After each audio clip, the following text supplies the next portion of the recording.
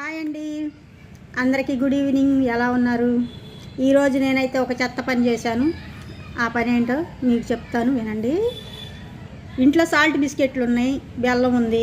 Salt బిస్కెట్లు 10 రోజుల నుంచి అలాగే ఉంటున్నాయి, మెత్తబడుతున్నాయి, కానీ ఎవ్వరూ తింటలా. ఇక నేను వీటిని ఎలాగోలా పారేయటానికి ప్రాణం ఒప్పట్లేదని ఆ బిస్కెట్లు తీసుకొని బెల్లం తీసుకొని ఒకటి చేద్దామని చేస్తున్నా.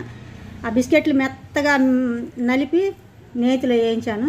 తర్వాత దాంట్లో కూడా బెల్లం తురిమేసాను.